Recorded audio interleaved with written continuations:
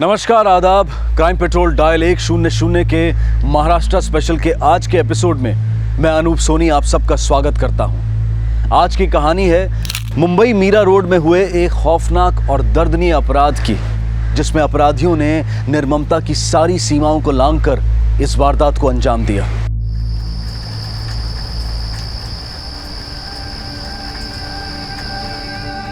शमा, अरमान, चलो फटाफट दूध पी लो, सुबह फिर स्कूल जाना है, सो जाना है। हम घर बनाते हैं ताकि हम अपने परिवार के साथ एक छत के नीचे खुश रह सकें, महफूज रह सकें। लेकिन क्या हम वाकई अपने घरों में महफूज हैं?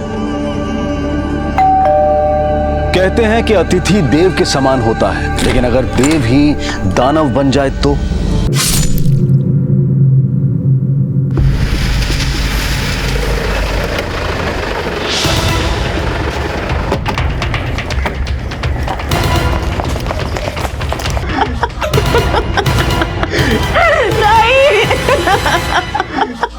मेरी ताई चली गई।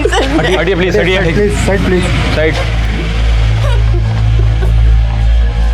तुम्हें से फोन किसने किया था? मैं की थी साहब। दामले सर, बॉडीज को पोस्टमार्टम के लिए भिजवाओ।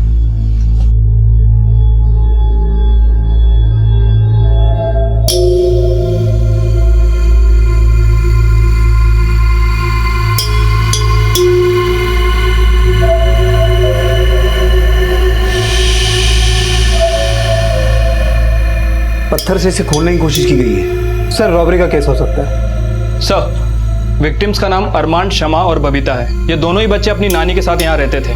और सर, इनके ऊपर वाले माले पे इनके भाड़ोत्री। आज सुबह जब बबीता की बहन ममता आई तो उसने दरवाजा बंद देखा, तो उसने अपने पास रखी डुप्लीकेट चाबी का यूज किया, जो हमेशा उसी के पास रहती है। दामले सर,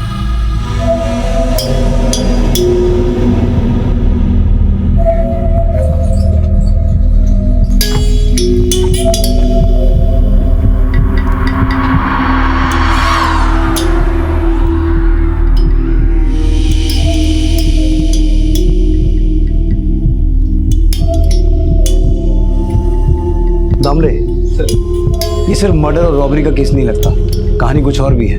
मुझे लगता है कल बबीता और बच्चों के अलावा कोई और भी था यहाँ, जिसे बबीता जानती थी और उसने खुद उन्हें यहाँ आने दिया, क्योंकि फोर्स एंट्री का कोई साइन नहीं है। दामले, पूरे घर को अच्छे से चेक करो।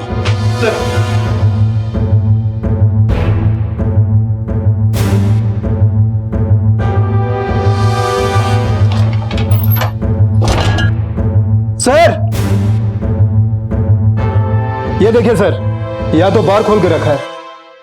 सर, 45 साल की एक औरत जो 2 बच्चे के साथ अकेले यहाँ पे रहती है, इसके घर पे इतनी सारी बोतलें। 4 दीवारी के बीच सिर्फ परिवार नहीं, उस परिवार के राज भी बसते हैं। फोरेंसिक टीम से कहो ब्लड सैंपल्स ले और ये तिजोरी खुलवाओ। सर,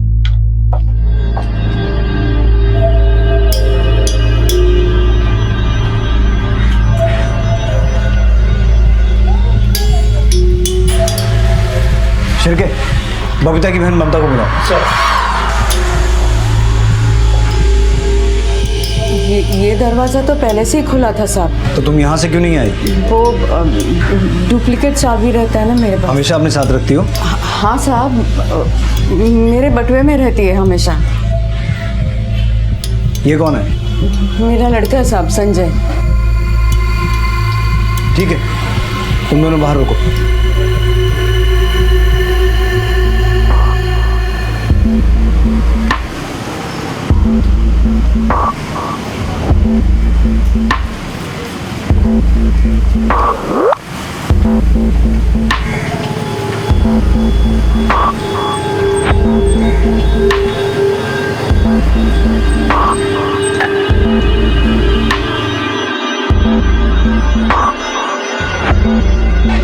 सर सर सर, कल रात भाड़ोती ने ना ही किसी को अंदर जाते हुए देखा, ना ही किसी को बाहर निकलते हुए। विधवा औरत है, एक छोटी सी बच्ची रहती है साथ में। साहब, वो शमा और अरमान बबीता ताई की बेटी अफसाना के बच्चे थे साहब। अफसाना 7 साल पहले ही गुजर गई। बच्चों का बाप? आफाक। जब तक अफसाना के साथ था यहीं रहता था साहब। अफसाना के गुजरने के बाद दूसरी शादी कर ली उसने। तब से मेरी बबीता ताई बच्चों को संभाल रही थी साहब। ये अफाक अभी कहाँ रहता है? यही पास ही में रहता है साहब। मच्छी बेचने का धंधा है उसका। अपने बच्चों से मिलने तो आता होगा। नहीं साहब, बबीता ताई उसको अंदर नहीं घुसने देती थी। क्यों? बबीता ताई जान छिड़कती थी शमा और अरमान पे। वो नहीं चाहती थी साहब कि अफाक बच्चों से कोई भी रिश्ता रखे। तुम्हारी ताई के पास इतनी शराब कहाँ से आई? मालूम नहीं साहब। तुम्हारी बबीता ताई का किसी के साथ कोई चक्कर वक्कर था?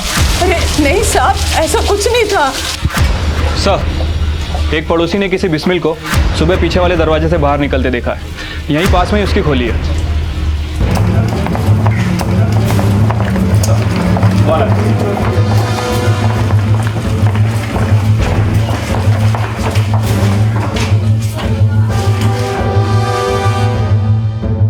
सब बिस्मिल सुबह सुबह बैग वैग लेके निकल गया था, जैसे कहीं बाहर गांव जा रहा हो।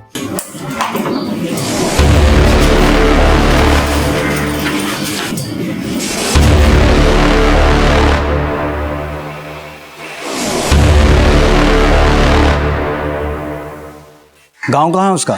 साहब वो तो यही कहा है। दामले सर, रेलवे स्टेशन, बस अड्डे, हर जगह पता करो इस बिस्मिल का। मुझे हर हालत में बिस्मिल चाहिए, फास्ट। सर, ये बिस्मिल और बबीता में क्या कनेक्शन था? साहब बिस्मिल बबीता ताई के लिए वसूली करता था। वसूली? हाँ। कैसी वसूली? बबीता ताई सूद पे पैसे देती थी और बिस्मिल ताई का फंटर है।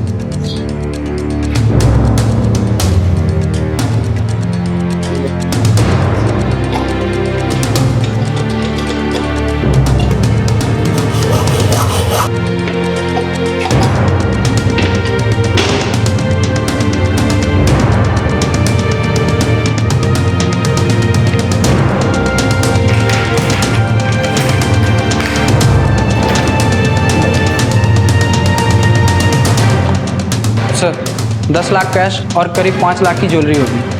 सर, बबीता ने अपनी नाती और नातिन के नाम 10-10 लाख रुपए की एफडी भी करवा रखी थी।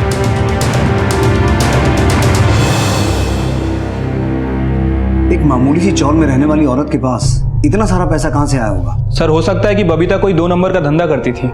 ये जो भी करती थी वो तो पता चल ही जाएगा, लेकिन एक बात साफ है शिरके, कि बच्चों और औरत की हत्या उसे लूटने आए लोगों ने की है। और ये लुटेरे इस औरत के कोई अपने ही थे, जो ये अच्छी तरह से जानते थे कि बबीता अपने घर में इतना सारा कैश रखती है। ममता, संजय, अफाक और बिस्मिल, सबके कॉल रिकॉर्ड चेक करो। सर, 100 मुंह 100 बातें, सिक्के के 2 पहलू। इन कहावतों का सहारा लेकर अक्सर इंसान की शख्सियत को तौला जाता है, लेकिन पुलिस इन्वेस्टिगेशन में उन्हीं पहलुओं और बातों को आधार बनाया जाता है जो अपराध की वजह और अपराधी की तलाश में सहायक बन सके। और जिन बातों का खुलासा आगे होने वाला था, वो एक अधेड़ उम्र की बबीता की जिंदगी के वो पहलू थे जो किसी को भी चौंका दे। मेरे को लगा ही था कि आप मुझ पे शक करोगे साहब। माना कि मेरे पास ताई जितना पैसा नहीं है, लेकिन मैं इतनी लालची भी नहीं हूँ साहब कि पैसे के लिए अपने ताई को मार डालूं। तो फिर कौन हो सकता है जिसने ताई की तिजोरी पे हाथ साफ करने की कोशिश की? ये जरूर वही होगा साहब जो जानता था कि मेरी ताई के पास 1.5 करोड़ रुपए है। 1.5 करोड़? हाँ साहब, वो ताई ने नई तिजोरी भी खरीदी थी 1.5 करोड़ रखने के लिए। तुम्हें कैसे पता? सुना था साहब। किससे? आस पड़ोस से। ये सुन के मैं ताई को मिलने भी गई थी साहब। मैं तेरे को 5 लाख दे सकती है बस। बिस्मिल से तो 10 का बात हुआ था। 5 लाख मांगता है तो बोल। चलेगा ताई। और हाँ, सूद 10 रुपए सैकड़ा। याद रखना, बबीता 2 चीज कभी नहीं भूलती, गुजरा हुआ कल और आने वाला सूद। मेरे से कोई लफड़ा नहीं होगा। लफड़ा किसी को करने ही नहीं देती मैं। चल ले। अच्छा बैठ।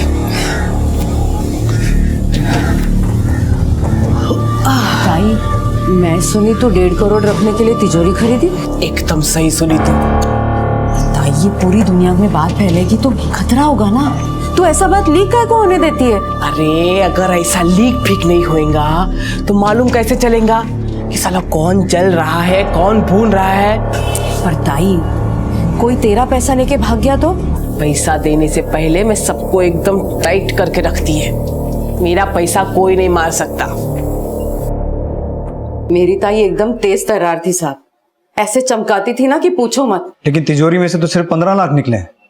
बाकी के पैसे कहाँ हैं? मेरे को क्या मालूम साहब, वो बिस्मिल जानता होगा। ये बिस्मिल कब से काम करता है तुम्हारी ताई के लिए? जब से मेरी ताई मुंबई आई तब से। तुम्हारी ताई एक छोटे से गांव से मुंबई आई, यहाँ कि उसने इतना पैसा कमाया कि दो खोली, फ्लैट खरीदा, पैसा सूद पे चढ़ाने लगी। कोई 2 नंबर का धंधा तो नहीं करती थी? साहब वो बार बाला थी साहब। पेट भरने के लिए सब कुछ करना पड़ता है साहब। कहीं तुमने अपना पेट भरने के लिए तो ताई की पीठ में छुरा नहीं घोंपा? क्या बोल रहे हो साहब, मैं ऐसा सोच भी नहीं सकती हूँ। चलो मान लिया कि तुम बुरी नहीं हो, तो फिर तुम्हारा बेटा? नहीं साहब, मैं ऐसा आदमी नहीं है साहब। तो कैसा आदमी है तू? मैं रिक्शा चलाता है। बबीता मौसी ने मेरे को रिक्शा खरीदवाया। आज मैं जो कुछ भी कमाता है वो सिर्फ मौसी की वजह से। और तुझे खटकता तो होगा ना कि तेरी मौसी ने अपने नाते नातिन के नाम 10-10 लाख की एफडी करवाई थी और तुझे सिर्फ एक रिक्शा लेके दिया। आप गलत सोच रहे साहब। मौसी मेरे को उतना ही प्यार करती थी जितना कि अरमान और शमा से, और अरमान और शमा से तो मैं दिल से प्यार करता है। बहुत बड़े दिल वाला है तू। और कौन कौन है जिसे अपने इस बड़े दिल में जगह दे रखी? कोई लड़की वड़की है जिसे कल बबीता के घर लेके गया था? नहीं साहब, मैं ऐसा वैसा आदमी नहीं है साहब। तो कल रात कहाँ था तू? मैं नाइट में ऑटो चलाता है साहब। और ऐसा कौन हो सकता है जिसका जमीर इतना डगमगा गया कि उसने तेरी मौसी और तेरे भांजा भांजी को मार दिया? साहब वो जरूर अफाक होगा, उसका जमीर ऐसा ही है। अफाक बबीता की बेटी अफसाना का पति? हाँ साहब, वो अफसाना से शादी वाना की भी बबीता मौसी की खोली में रहता था। अफसाना के मरने के बाद मौसी के साथ झगड़ा करता था, लेकिन बच्चों की परवाह नहीं की साहब। दूसरी औरत के साथ शादी बना लिया और साहब मौसी से खोली में हिस्सा भी मांगता था साहब। हाँ साहब, मैं मांगता था हिस्सा, क्योंकि उस खोली की खरीदी में अफसाना ने भी पैसा दिया था। अफसाना रोज का 10,000 कमाती थी साहब, लेकिन उसका सारा पैसा वो उसकी माँ बबीता हड़प जाती थी। अफसाना भी बार वाला थी? हाँ साहब, अफसाना जिस बार में नाचती थी मैं उधर वेटर का काम करता था। अफसाना से शादी करने के बाद तू उसे अपने साथ नहीं लेके गया, वहीं बबीता के घर पे रहा। मतलब नीयत तेरी भी खराब ही थी। मेरे को अफसाना की माँ ने जबरदस्ती वहाँ घर जमाई बना के रखा था ताकि वो अफसाना की कमाई हड़प सके। मतलब बबीता से तेरी दुश्मनी पुरानी है? नहीं साहब, वो सब बातों में कब का बोल चुका। अफसाना मरी तो दिल का सारा गुबार निकल गया उसकी माँ पे। मैं जब बोलता हूँ साहब खराब बोलता हूँ, इसीलिए अफसाना की माँ मुझसे चिढ़ती थी। ये खोली अफसाना की कमाई पे खरीदी थी तूने, मेरे को मेरी बीवी का हिस्सा मांगता बस। तेरे जैसे आदमी को मैं ढेला तक नहीं देती। जा, और ना ही ये बच्चे मेरी अफसाना के बच्चे हैं, मतलब मेरे बच्चे हैं और मेरे ही साथ रहेंगे। समझ में आया? उसने मुझसे मेरे बच्चे भी छीन लिए। उसके बाद मैंने नफीसा से शादी कर ली, लेकिन खुदा कसम साहब मैं अपने बच्चों से बहुत प्यार करता था। यही तो तुझे भारी पड़ रहा था आफाक। ना खोली में हिस्सा मिला, ऊपर से बच्चों की स्कूल की फीस भी तू ही भर रहा था। इसलिए एक ही बार में सारा टंटा ही खत्म कर दिया ताकि जो खोया उसे सूद समेत वसूल सके। खुदा कसम मैंने ऐसा कुछ नहीं किया। खुदा की कसम खा के सच बोल दे। साहब ये नीच काम करके मुझे दोजख में नहीं जाना है, वो भी रमजान जैसे पाक महीने में। साहब रोजा खोलने से पहले खुदा के साथ में अपने बच्चों को याद करता था। उनसे बात करने के बाद ही रोजा खोलता था। उनके मुंह से अब्बू अब्बू सुनने के लिए तरसता था साहब मैं। अल्लाहु अकबर, अल्लाहु अकबर। और वो भी मेरे को बहुत प्यार करते थे साहब। मैं उनको घर लाता था तो वो मेरे और नफीसा के बेटे को भी अपने भाई जैसा समझते थे। साहब मैंने ख्वाब में भी नहीं सोचा था कि जिन्हें आंखों के सामने बढ़ता वो देखा, उन्हें मरा वो देखना पड़ेगा। ममता, संजय और आफाक, इन तीनों की शराफत को खंगालो। सबकी एलिबाई चेक करो। और वो बबीता की भाड़ोतरी औरत को क्रॉस वेरीफाई किया? हाँ सर, लेकिन ना तो उसका कोई संजय से कनेक्शन है, ना बिस्मिल से और ना ही अफाक से। सर बिस्मिल के रिश्तेदार का फोन सर्वेलेंस पर डाला था। 10 मिनट पहले बिस्मिल ने बोरीवली रेलवे स्टेशन के पीसीओ से अपनी खाला को फोन किया था। तुम लोग खुद वहां एक टीम के साथ पहुंचो, क्विक।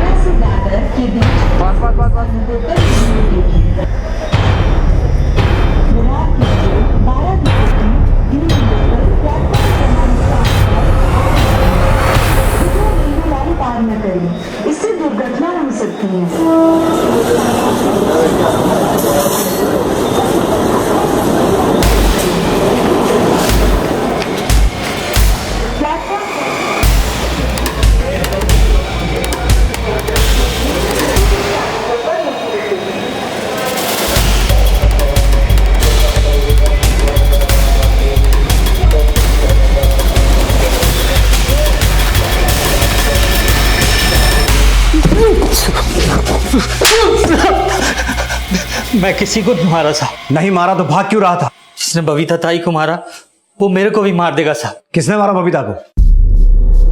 बिस्मिल, चक्री मत घुमा, नहीं तो उल्टा लटका के दूंगा तुझे। घुमा नहीं रहा साहब, ताई के लेन देन का हिसाब रखता हूँ मैं। कौन कितना लेता है, किसको कितना मांगता है, सूद भी मैं ही वसूल करता था।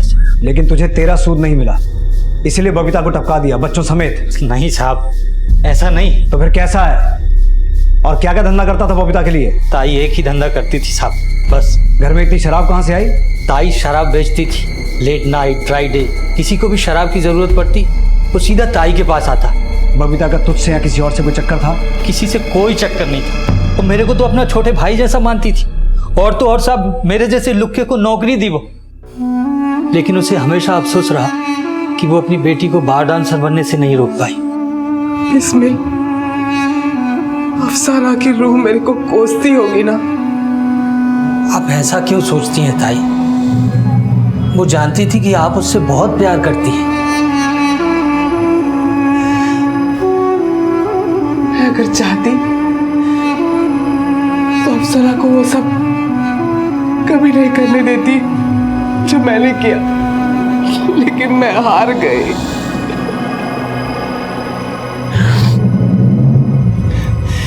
लेकिन अफसाना के बच्चों को मैं वो जिंदगी देगी जिसके सपने मैंने अफसाना के लिए देखे थे।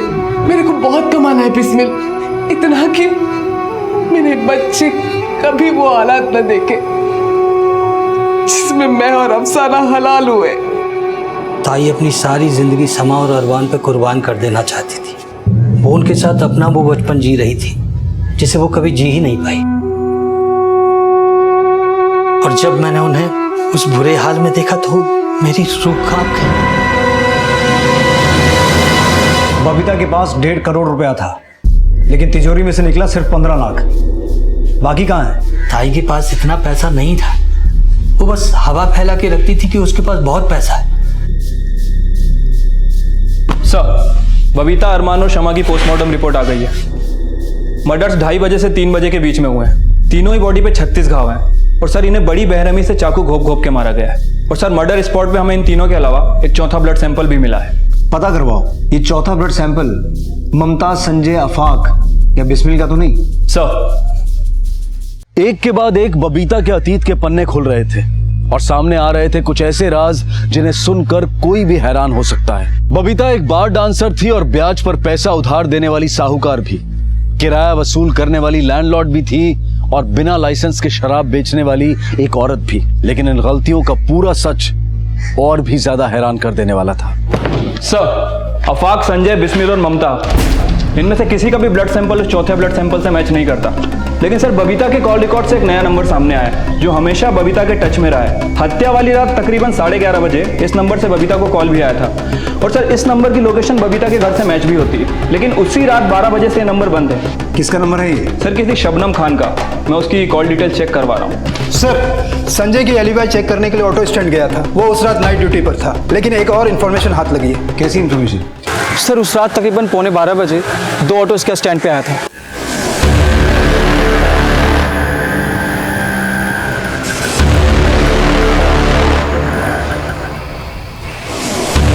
सर, औरत बुरखे में थी और दोनों ऑटो वाले उसके साथ थे।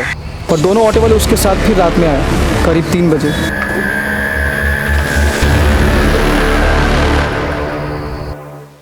अभी भी ऑटो वहीं पे है। शिरके, आरटीओ ऑफिस से पता करो ये ऑटो किसके नाम पे है।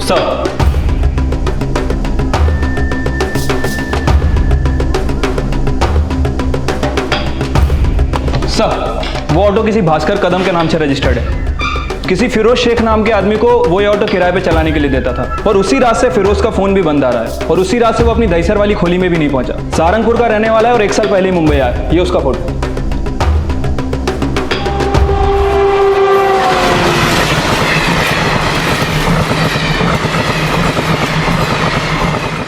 सर, मैंने फिरोज के कॉल रिकॉर्ड्स निकाले हैं। सब कुछ टैली करने के बाद एक नया नाम सामने आया है, अकबर खान। कौन है अकबर खान? शबनम का पति। सर, ये वही शबनम है जिसने आखिरी बार बबीता को कॉल किया था। गोरेगांव की एक चौल में अपने पति और बच्चे के साथ रहती है, बट अभी वहाँ पे ताला है। तो तुम ये कहना चाहते हो कि उस रात ऑटो स्टैंड पर फिरोज के साथ अकबर और शबनम भी थे। हाँ सर, फिरोज और अकबर ये दोनों लगातार एक दूसरे से कांटेक्ट में थे। हत्या वाली रात अकबर का फ़ोन फिरोज को आया था 10 बजे के आसपास। और सर, शबनम और फिरोज के अलावा इन दोनों के साथ साथ अकबर की कॉल लोकेशन भी हत्या वाली रात बबीता के घर से मैच होती है। और सर, जब से मर्डर्स हुए हैं तीनों ही गायब है। इनके फ़ोन भी बंद है और इनके घर भी।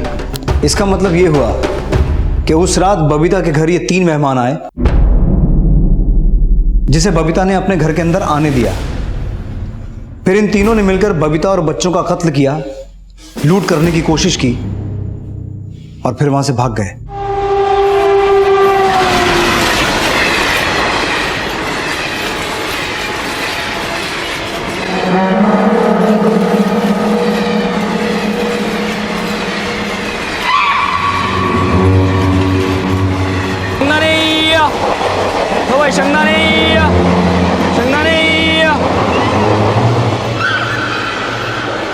अरे भाई, इनका बहुत खून बह रहा है। अगला स्टेशन वलसाड है, वहाँ उतर के इनका इलाज करा लो।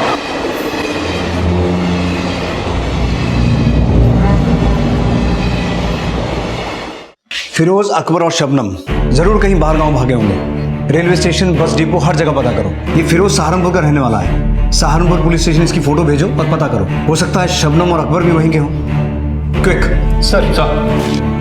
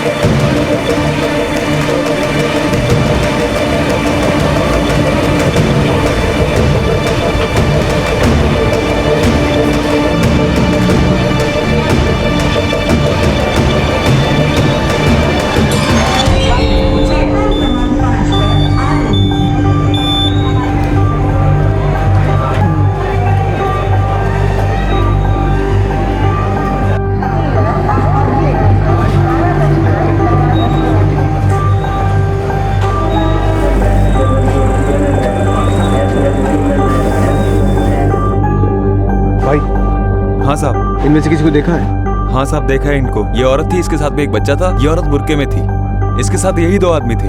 एक के हाथ में चोट लगी थी। ये लोग किसी ट्रेन में चढ़े थे? गुजरात एक्सप्रेस में बैठे थे sir.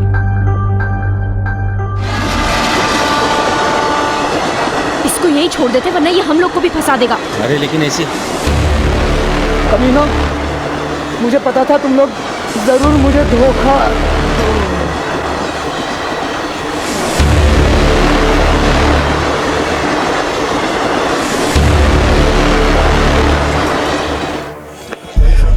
Sir,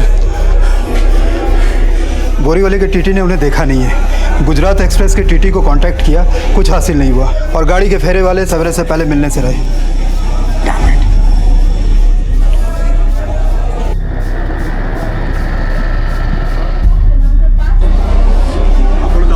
sir, Gujarat express में सिंह दाना बेचता है, इसी ने तीनों को देखा था। हाँ साहब, औरत ने तो बुर्खा डाला हुआ था। उनके साथ एक बच्चा भी था और 2 आदमी थे। उसमें से एक का हाथ बुरी तरह से जख्मी हुआ था। शायद उसी वजह से वो बेहोश हुआ होगा। और वो तीनों वलसाड स्टेशन पे उतरे थे।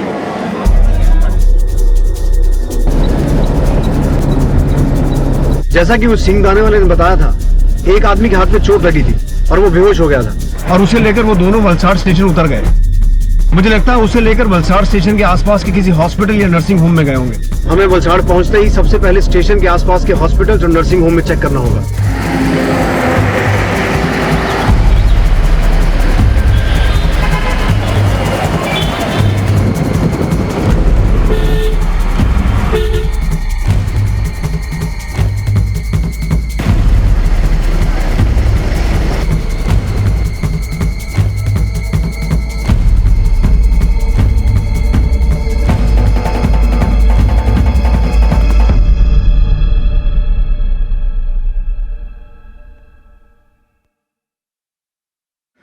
डॉक्टर, मुझे यहाँ कौन लेकर आया? तुम्हारे भाई और तुम्हारी भाभी।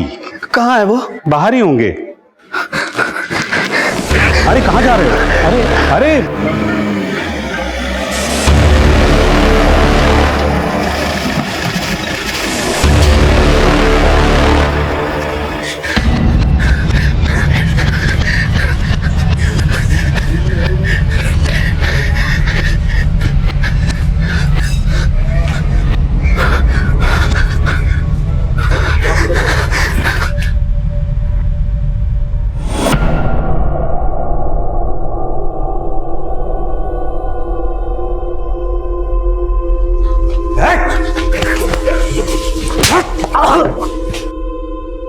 चिंता छिड़के बाकी दोनों को ढूंढो।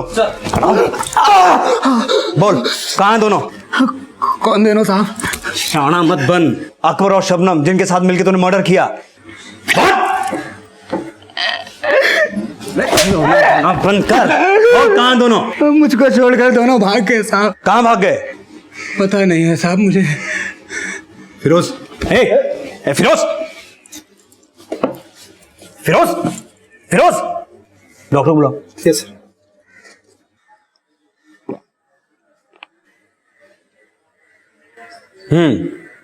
अब हिम्मत है बोलने की? मैं बहुत बड़े सपने लेकर आया था बम्बई। बड़ा तो कुछ हुआ नहीं, बस एक मामूली सा रिक्शा वाला बनकर रह गया। कुछ दिन पहले मुझे अकबर मिला। अबे ये मुंबई है मुंबई, यहाँ गुजारा करने के लिए बड़ा हाथ पैर मारना पड़ता है। अरे यार मैं हाथ पैर सब कुछ मारने को तैयार हूँ, लेकिन कम से कम कोई मौका तो दे। मौका ही तो देने आया हूँ। अकबर ने मुझे बबीता करके औरत के बारे में बताया। उसने बोला उसके यहाँ 1.5 करोड़ रुपए हैं, उसे लूटेंगे और 50 लाख मेरे हो जाएंगे। ये अकबर बबीता को कैसे जानता था? वो नहीं जानता था, उसकी बीवी शबनम जानती थी। और उस रात शबनम ही हम दोनों को बबीता के घर पे लेकर गई। सो जा। Good night. Good night.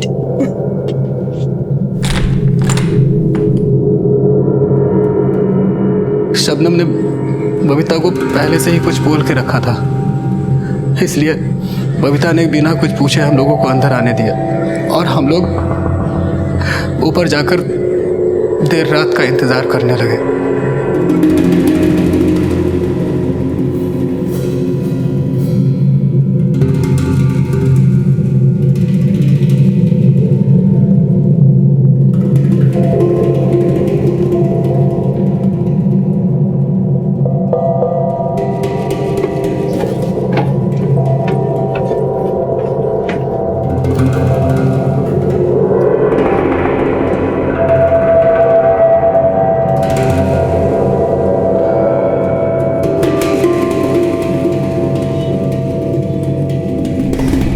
मुझे नहीं मालूम था कि घर में बच्चे भी रहते हैं। अकबर ने बच्चों को मारा और मैंने उनको बचाने की कोशिश की तो मेरा हाथ।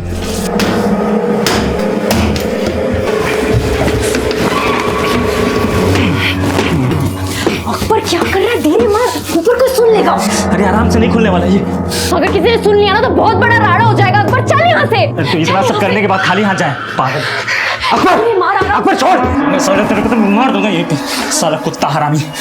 अकबर ने बहुत कोशिश की लेकिन तिजोरी नहीं टूटा और हम लोगों को हार मानकर वापस लौटना पड़ा। वहाँ से लौटकर हम रिक्शा स्टैंड पहुँचे। हाथ में ज़्यादा चोट लगने की वजह से मुझे अपना रिक्शा वहीं छोड़ना पड़ा।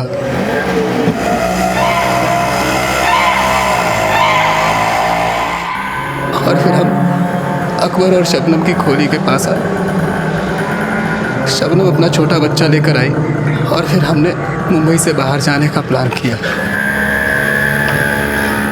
लेकिन वो दोनों कमीने मुझे अकेला छोड़कर चले। अकबर और शबनम गए कहाँ होंगे? शबनम अजमेर की है। हम लोगों का अजमेर जाने का प्लान था। वलसाड़ पुलिस को बस अड्डे भेजो, हम रेलवे स्टेशन चलते हैं। उन्हें हर हालत में दर्द पहुंचना है।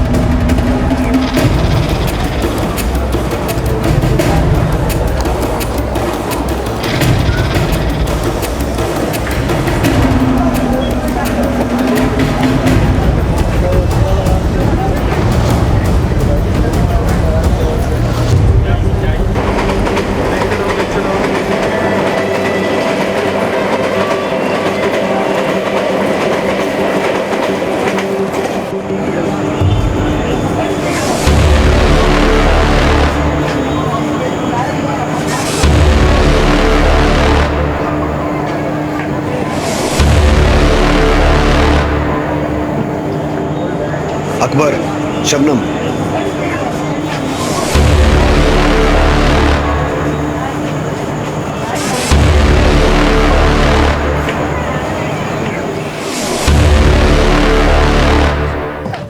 बोल बोल। सब गलती हो गई सर, हम कीजिए, हम दोनों के अलावा हमारे बच्चे का कोई नहीं है। अपने बच्चे की बहुत फिक्र हो रही है, लेकिन जब बबीता के साथ 2 मासूम बच्चों की जान ली तब तुम्हारी ममता कहां गई थी? बबीता से क्या कनेक्शन था तेरा? वो मैं बबीता ताई के अब कस्टमर लेके जाते थे। हेलो हेलो ताई, मैं शबनम। हाँ बोल। तेरी खोली खाली है या कोई बुकिंग है? नहीं, आजा तू। चले। तू धंधा करती है? हाँ साहब, मेरी दोस्त ने मुझे बबीता ताई से मिलवाया था। बबीता ताई अपनी खोली भाड़े पे देती थी। एक दिन मैं ताई के घर दिन में गई तो मैंने उन्हें बात करते सुना। बिस्मिल, बड़ा तिजोरी चाहिए होगा, बड़ा तिजोरी मांगता है अपने को, एकदम मजबूत होने को मांगता है। 1.5 करोड़ रुपए रखने के लिए चाहिए, समझ में आई बात? 1.5 करोड़ रुपए सुनते ही मेरे कान खड़े हो गए। और फिर कुछ दिन बाद मैंने ताई के घर में एक नई तिजोरी भी देखी। मैंने जाके अकबर को उस तिजोरी के बारे में बता दिया। अकबर बोला कि ये काम हम दोनों के बस का नहीं है, इसलिए मैंने फिरोज को पार्टनर बनाया अपना।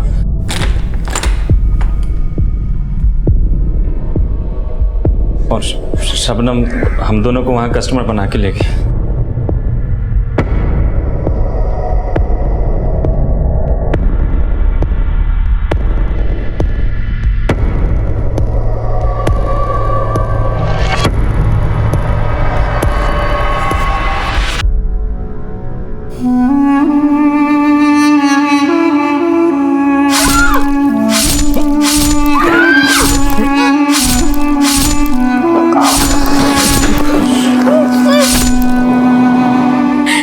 सब हमको लगा था कि उस पैसे से हमारी और हमारे बच्चे की किस्मत बन जाएगी सर।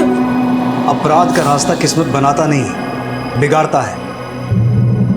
माना कि बबीता ने पैसा कमाने के लिए उल्टे धंधे किए, लेकिन उसने पैसा कमाने के लिए कभी किसी का गला नहीं काटा।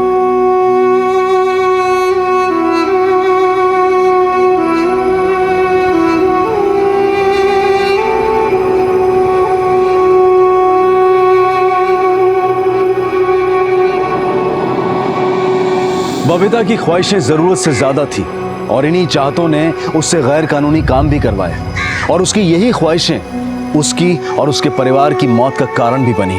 फिरोज, अकबर और शबनम भी इन्हीं ख्वाहिशों का शिकार बन गए और एक आम इंसान से अपराधियों में तब्दील हो गए। पैसा हम सब की जरूरत है, लेकिन जरूरत से ज्यादा पैसे की चाहत इंसान से अपराध करवा सकती है। इन तीनों को जो सबक मिला उससे हमें ये सीख लेनी चाहिए कि इससे पहले कि हमारी ख्वाहिशें हम पर हावी हो जाएं, हमें खुद उन पर काबू पा लेना चाहिए।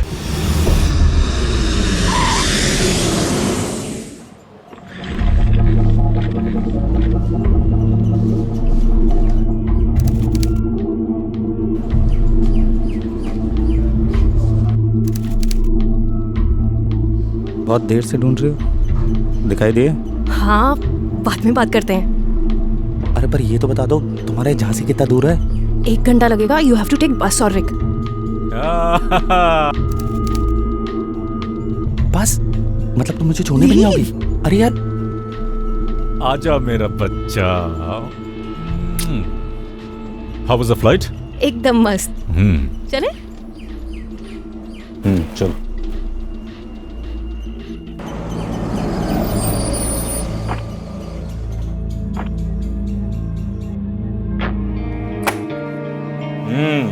देखो कौन आया। अरे दीदी, कैसी है पिंकी? एकदम बढ़िया। और आप कैसे हो? ठीक हो। लाइए। क्या भर के लेके आई इसमें? हाँ, आओ दीदी। अरे वाह दीदी, आप तो एकदम निखर गए हो। अच्छा, एकदम मॉडल। चल आजा, मैं तुझे हाँ, दिखाती हूँ मैं तेरे लिए क्या लेकर आई। तुम क्या कर रहे हो इस वक्त यहाँ पर? साहब नल लीक हो गया था आपका, वो पिंकी ने बुलाया था ना साहब, ठीक कर दिया साहब। अच्छा, तो मतलब रात में वॉचमैन हो, दिन में प्लम्बर? जी। अरे जल्दी आओ बेटा। आई पापा।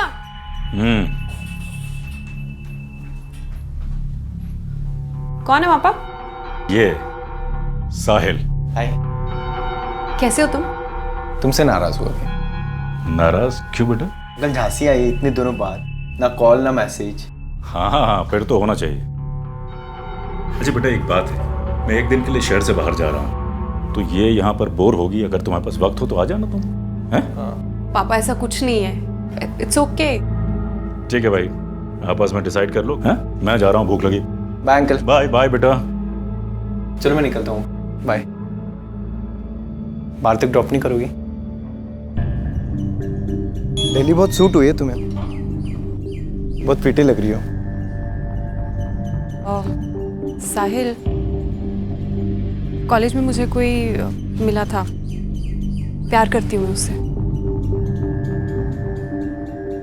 ये तो अच्छी बात है, कॉन्ग्रेट्स। वैसे भी मैं एज ए फ्रेंड मिलने आया था, जो कुछ था वो तो खत्म हो गया ना। बाय द वे, तुम्हें कैसे पता कि मैं यहाँ आई हूँ? मैंने तो किसी को भी नहीं बताया था। पता चल जाता है। अब तुम झांसी आई हो, तुम पर नजर तो रखनी पड़ेगी ना। चलो बाय, और जो भी प्लान होता है बताना, ठीक है? बाय।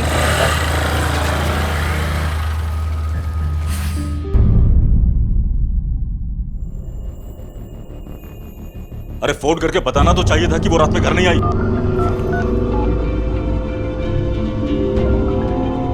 Hello, hello inspector.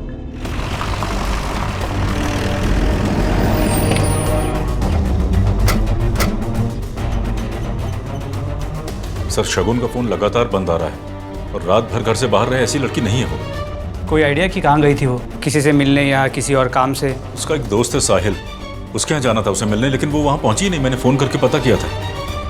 साहिल का नंबर दीजिए। जी। यादव सर, शगुन का फोन फौरन ट्रैकिंग पे डलवाओ। सोसाइटी के वॉचमैन और आसपास के लोगों से पूछताछ करो। तब तक मैं जरा इस साहिल से मिलता हूँ। सर। नहीं सर, शगुन तो मुझसे मिलने नहीं आई थी सर। शगुन को कैसे जानते हो? सर, चड्डा अंकल और मेरे पापा बहुत अच्छे दोस्त हैं सर, और शगुन मेरी क्लासमेट थी, तो हम लोग साथ में ही पढ़ते थे सर, तो हमारी भी दोस्ती बहुत अच्छी थी सर। सिर्फ दोस्ती थी या फिर कुछ और? नहीं सर, वो तो सर रूमर था। हम लोग साथ में रहते थे तो सबको लगता था कि हम लोगों के बीच में कुछ है, लेकिन सर ऐसा कुछ भी नहीं था सर। तुम्हें क्या लगता है कहाँ गई होगी शगुन? सर मुझे कैसे पता होगा सर? ठीक है, जाओ।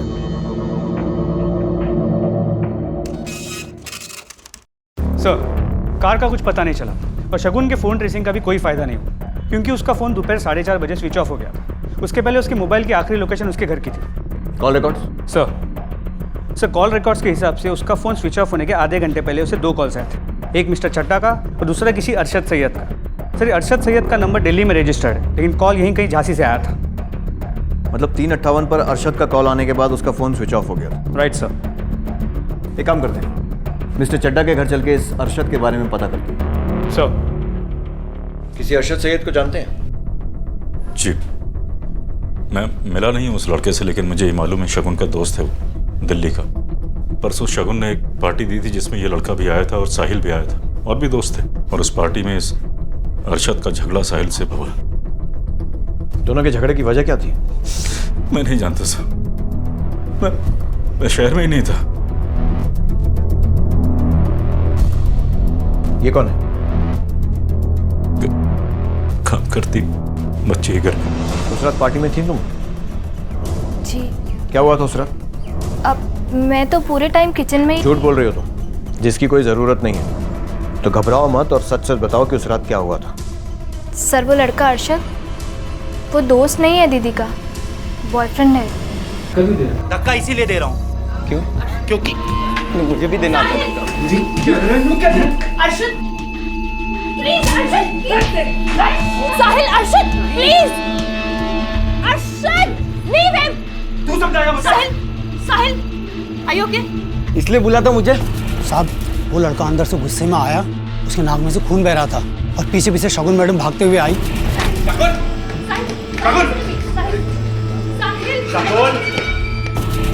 कौन था ये दूसरा लड़का? साहब मैंने उसे पहले कभी यहाँ नहीं देखा है, पर शगुन मैडम उसे कुछ वो अरशद करके बुला रही थी। वहाँ खड़े क्या सुन रहे हो? इधर आओ। तुम कौन हो? सर यहाँ का माली हूँ साहब।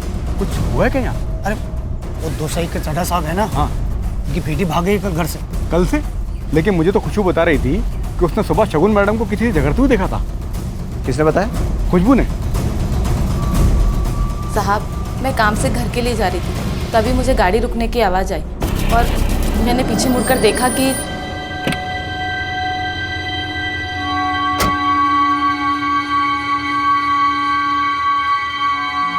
क्या बात कर रहे थे वो दोनों? साहब मैं थोड़ी दूरी पे थी, कुछ सुनाई नहीं दिया साहब। उस लड़के को पहचान सकती हो? हाँ साहब।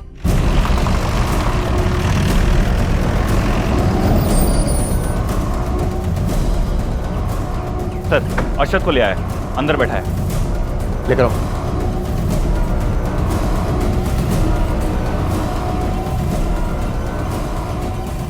ध्यान से देखो, यही वो लड़का है? हाँ साहब यही है वो। ठीक है जाओ। अरशद। जी सर। शगुन का है? सर मुझे नहीं पता, वो अपने घर होगी। ये तो मालूम होगा ना कि उस रात पार्टी में साहिल से झगड़ा क्यों हुआ था? सर वो डिजर्व करता है सर। क्यों? तो पुलिस है या जज? क्या हुआ था उस रात पार्टी में? सर वो यार देखो मैं बोल रहा हूँ ना, हो गया। मुझे भी देना आता है।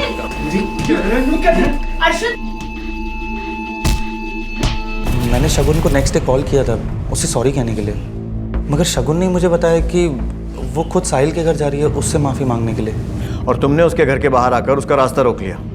सर मैं उससे मिला ज़रूर था, हमारी बातचीत भी हुई थी।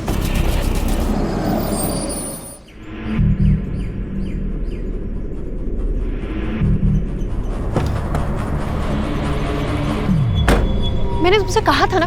तुम्हारा फोन क्यों स्विच ऑफ है? मैं तुम्हें कब से फोन ट्राई कर रहा हूँ। क्योंकि मैं तुमसे बात नहीं करना चाहती और फिर भी तुम यहाँ चले आए। तुम साहिल से मिलने जा रही हो ना? राइट। मेरे मना करने के बाद भी? हाँ मैं उससे मिलने जाऊंगी। और तुम कौन होते मुझे रोकने वाले? क्यों मानूं मैं तुम्हारी बात? क्योंकि तुम मेरी गर्लफ्रेंड हो, मेरी गर्लफ्रेंड। और अगर मैं तुम्हें कहूंगा कि तुम साहिल से नहीं मिलोगी तो तुम साहिल से नहीं मिलोगी। मैं साहिल से मिलूंगी क्योंकि वो मेरे इनविटेशन पे मेरे घर आया था।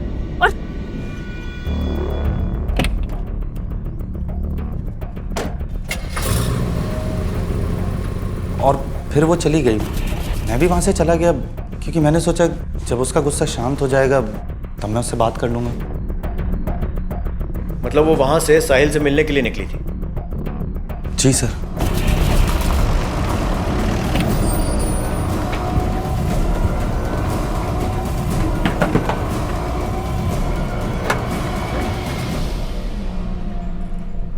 मैं डर गया था सर, और मुझे किसी झंझट में नहीं पड़ना था, इसलिए मैंने पार्टी वाली बात बताई नहीं सर।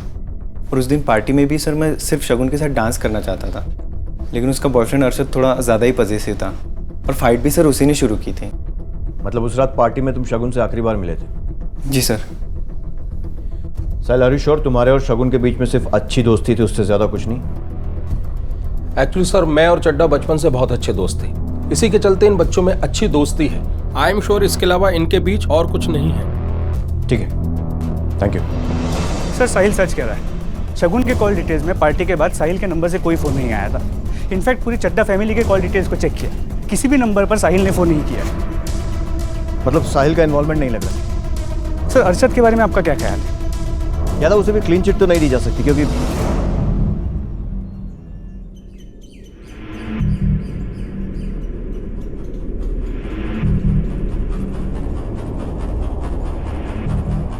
शगुन जिस गाड़ी से घर से निकली थी उसका कलर क्या था? ब्लैक।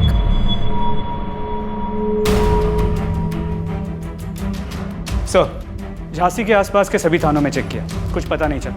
बहुत मुमकिन है कि गाड़ी यहाँ हो ही ना। ये भी हो सकता है कि गाड़ी यही है और हम उसे ढूंढ नहीं पा रहे। सर ये भी हो सकता है कि गाड़ी यूपी बॉर्डर पार कर चुकी हो।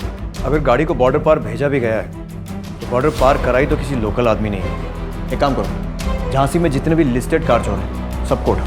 सर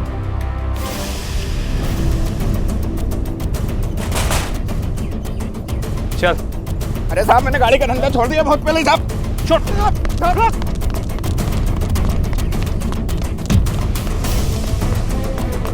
अरे साहब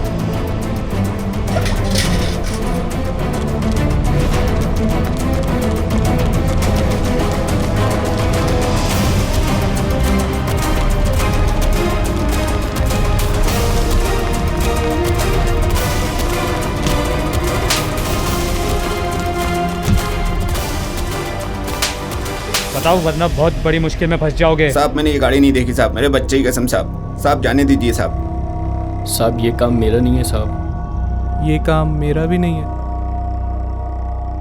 कार जब गायब हुई थी तो खाली नहीं थी, उसमें एक लड़की भी थी और उसी की तलाश में हम कार को ढूंढ रहे हैं। अब अगर कार को ढूंढने में हमारी मदद करोगे तो लड़की हम खुद ढूंढ लेंगे, और अगर नहीं की तो गाड़ी और लड़की दोनों को गायब होने की रिपोर्ट तुम्हारे सर पर लिखाकर केस की फाइल क्लोज कर दूंगा।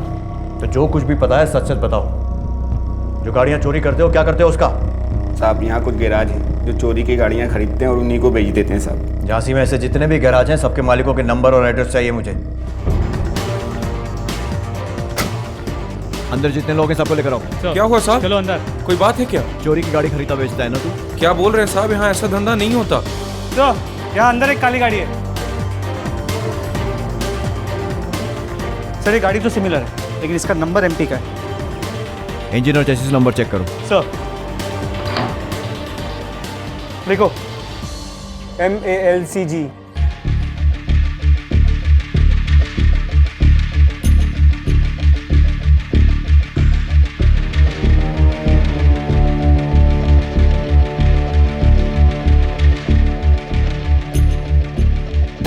लो sir, chassis number.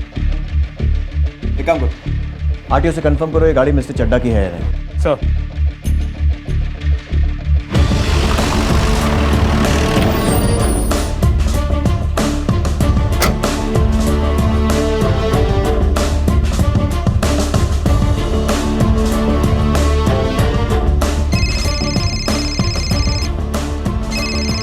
Sir RTO ने कंफर्म किया कि गाड़ी मिस्टर चड्डा की है।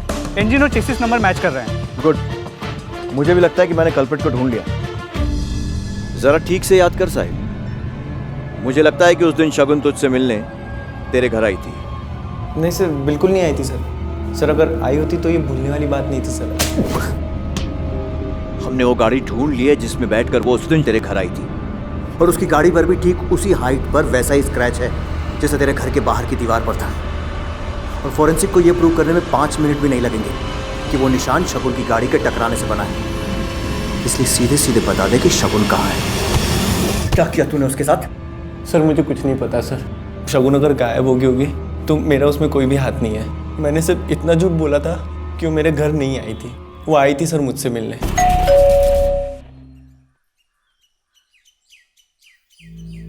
हाय साहिल। साहिल वो मैं तुमसे माफ़ी मांगना चाहती थी। आई नो अरशद ने जो भी किया वो अच्छा नहीं किया, लेकिन मैं उसकी तरफ से तुमसे माफ़ी मांगती हूँ। प्लीज़ माफ़ कर दो। इट्स ओके यार, मैं उस चीज़ को भूल जाना चाहता हूँ। तुम भी भूल जाओ। वैसे भी तुम्हारी कोई गलती है नहीं, तो तुम क्यों सॉरी बोल रही हो? थैंक्स यार, मैं चलती हूँ। इतनी जल्दी? मैं चाय बना रहा था, चाय पियोगी? ये लो तुम्हारी चाय।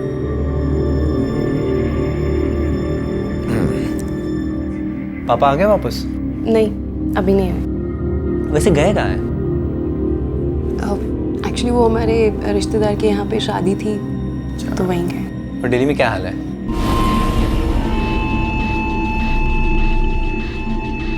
क्या हुआ? Are you okay, शगुन? शगुन? क्या हुआ? बोलो। हेलो, तुम ठीक हो? साहिल, मुझे घर जाना है। तुमको अगर नींद आ रही होगी तो तुम मेरे रूम में सो सकती हो। शगुन। साहिल, मुझे शगुन क्या हुआ? शगुन।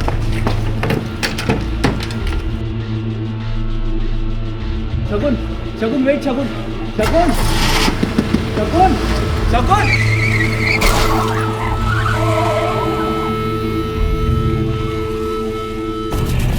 उसके बाद वो चली गई थी सर। आई डोंट नो उसके बाद क्या हुआ, कहाँ गई सर वो। सिर्फ मैंने झूठ बोला था सर, क्योंकि मुझे इन सब चीज़ों में इन्वॉल्व नहीं होना था। बिलीव मी सर, मैंने कुछ नहीं किया सर। एक लड़की को अपनी दोस्ती का यकीन दिलाकर धोखे से नशे की दवा देता और कहता कुछ नहीं किया। क्यों दी थी दवा उसे? बोल। बदला लेना था सर वो अरशद से। उस दिन सर उसने मुझे थप्पड़ मारा था सर, और मुझे लगा सर अगर मैं शगुन के साथ थोड़ा फिजिकल हो जाऊं तो अरशद को अच्छा जवाब मिल जाएगा सर, बस इसलिए। नहीं साहब, ये वो नहीं है। ठीक है, तुम यही रुको। मैंने कुछ नहीं किया sir, please trust me sir. Garage owner का कहना है कि ये वो लड़का नहीं है। ठीक है, उस स्केच आर्टिस्ट के साथ बिठाकर उस आदमी का स्केच बनवाओ जिसने गाड़ी बेची थी। और वही बताएगा कि शगुन कहाँ है।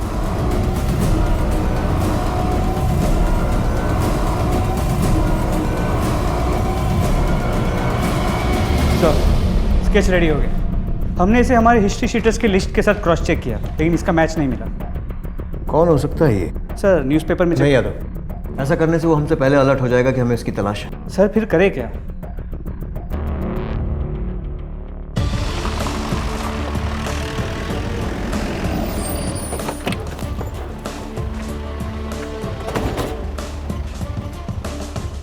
यादव, दीवार पर निशान इस तरफ और गाड़ी पर भी निशान इसी तरफ था, मतलब लेफ्ट पर। तो टकराने के बाद गाड़ी इसी डायरेक्शन में आगे गई होगी। और शगुन का घर भी इसी तरफ, करीब 2 किलोमीटर आगे। एक राइड लेकर आते, चलो।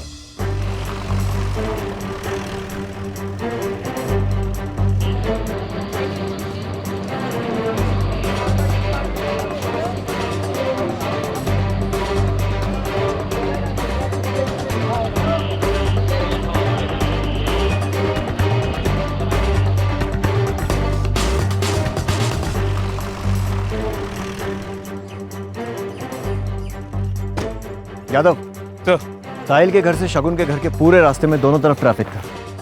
सिर्फ यही एक पैच है जो सुनसान है। सोसाइटी के बंगले भी खाली दिख रहे हैं। अगर शगुन का किडनैप हुआ है तो इसी जगह पर हो सकता है। लेकिन सर, शगुन की सोसाइटी यहाँ से बहुत करीब, मुश्किल से 50 मिनट। अगर यहाँ कोई किडनैप करने की कोशिश भी करता तो वो चीखती चिल्लाती स्ट्रगल करती, किसी ने तो उसकी आवाज़ सुनी होती। शगुन नशे की हालत में थी यादव, हो सकता है यहाँ पहुँचते पहुँचते वो बेहोश हो गई।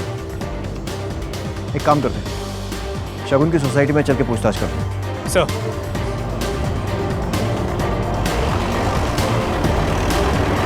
जिस दिन वो लड़की गायब हुई उस दिन ड्यूटी पर कितने बजे आए थे? करीब 7 बजे सर, जितने बजे रोज आता हूँ। उसके बाद पूरा दिन यहीं थे, गेट पर? जी सर, यही था। आप किसी से भी पूछ सकते सर। उसको पहचानते हो? नहीं सर, नहीं पहचानता। आसपास कहीं दिखाई दे तो खबर करना। जी बिल्कुल। अपना नंबर बताओ, मिस कॉल देता हूँ। सर 930। इस वॉचमैन पर थोड़ा डाउट है सर, इस पर नजर रखनी पड़ेगी।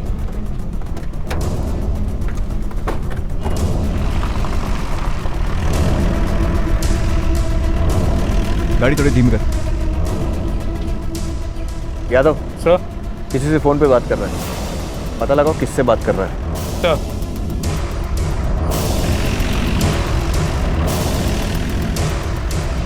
सर, सर, जो नंबर आपने दिया था उससे विनोद नाम में किसी आदमी को कॉल गया था।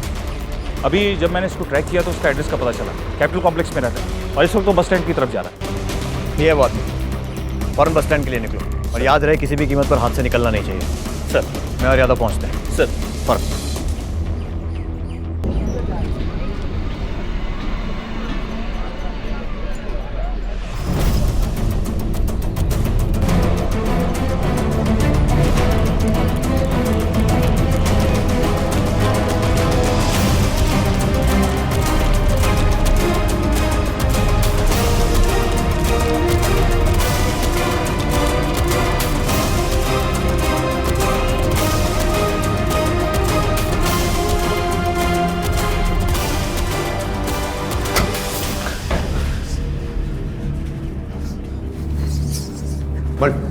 सर, मुझे काहे लाए यहाँ पर?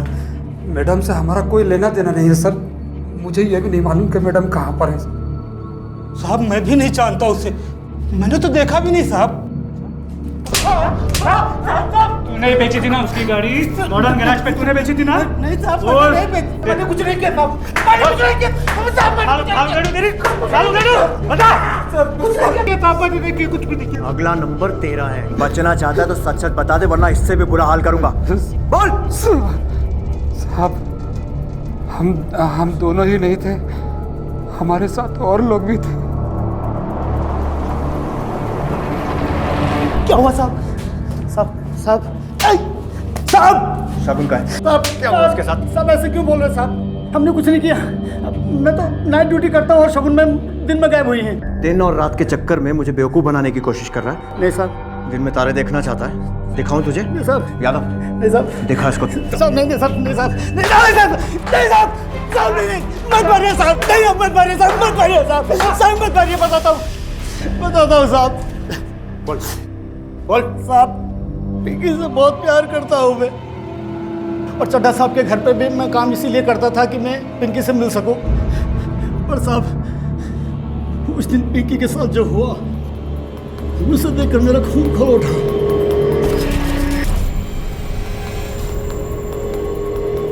पिंकी, क्या कर रही है तू ये? मेरी लिपस्टिक यूज कर रही है? नहीं दीदी, मैं तो बस ऐसे ही। हिम्मत कैसे हुई तेरी मुझसे बिना पूछे मेरे सामान को हाथ लगाने की? सॉरी दीदी। अब ये ना रोने का नाटक मत कर मेरे सामने। डांट खाने वाला काम करेगी तो डांट खानी पड़ेगी ना। जा अब यहाँ से।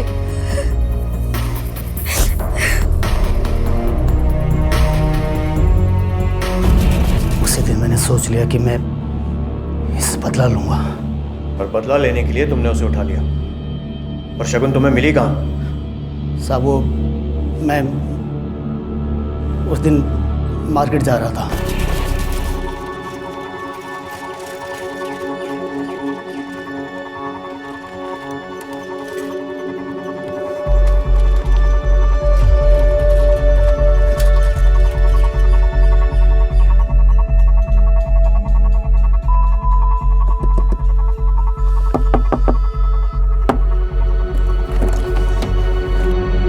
मैडम बेहोश हो गई। मैडम, मैडम, क्या किया तूने? अरे यार मैंने कुछ नहीं किया, पहले से बेहोश है। बेहोश है?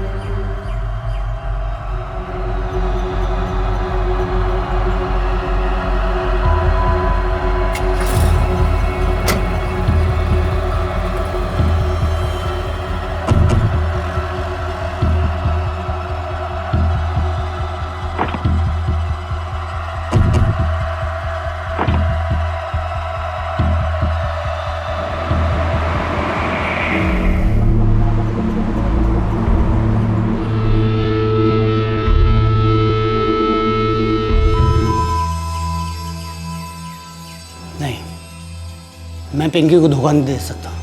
अब इस लड़की का क्या करें? तो जा गाड़ी में से तेल निकाल, इसे दूसरे कमरे में लेके चलते हैं। चला उठा।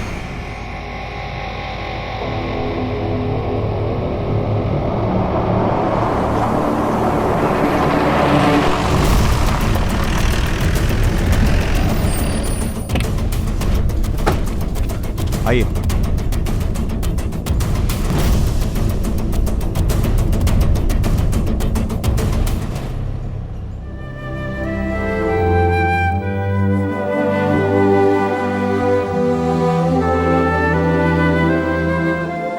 इंसान जंगलों से निकलकर शहरों में भले ही रहने लगा हो, लेकिन अनिल, धर्म, विनोद और शगुन के दोस्त साहिल जैसे कुछ ऐसे लोग हैं जिनकी जगह जंगलों में ही है, शहर और समाज में नहीं। ये इंसान की तरह दिखने वाले वो जानवर होते हैं जिनका शिकार बने बिना उन्हें पहचानना नामुमकिन न सही, लेकिन मुश्किल जरूर होता है। इन्हें पहचान कर अपने आप को इनसे बचाया जा सकता है अगर भावनाओं को किनारे कर अपनी पूरी समझदारी और होशियारी के साथ अपने आसपास के लोगों को परखा जाए।